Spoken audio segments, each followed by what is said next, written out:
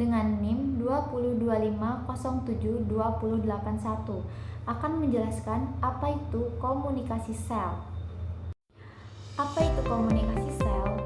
Komunikasi sel adalah hubungan atau interaksi antara satu sel dengan sel lainnya, atau antara sel dengan lingkungannya, atau memiliki makna lain yaitu proses penyampaian informasi sel dari sel pesinyal menuju sel target untuk mengatur pengembangan dan pengorganisasiannya menjadi jaringan, mengawasi pertumbuhan dan pembelahannya, serta mengkoordinasi aktivitasnya.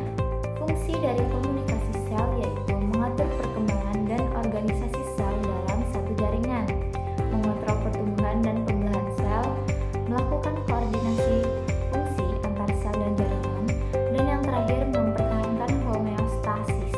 Homeostasis sendiri adalah kemampuan organisme untuk menjaga kondisi internal tetap stabil dan seimbang meskipun lingkungan eksternalnya berubah.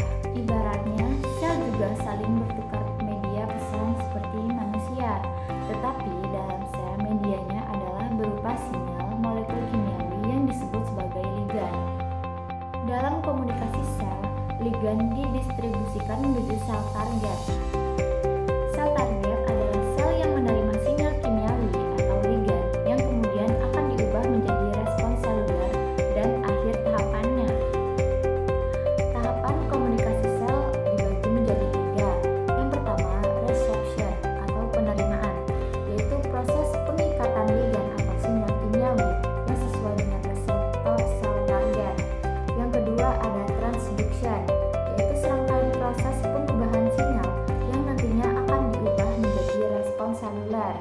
Yang ketiga ada respon, adalah timbal balik atau respons seluler atau sinyal yang telah ditransduksi. Cell surface mengacu pada permukaan sel, yaitu lapisan luar sel yang terdiri dari membran plasma yang terdapat di luar sitoplasma. Reseptor permukaan sel menerima sinyal dari luar seperti hormon dan neurotransmitter yang kemudian memicu respons di dalam sel. Komunikasi intraseluler adalah jalur pensinyalan di dalam sel yang dimulai ketika sinyal eksternal diterima oleh sel target. Membran selnya di dalam sitoplasma.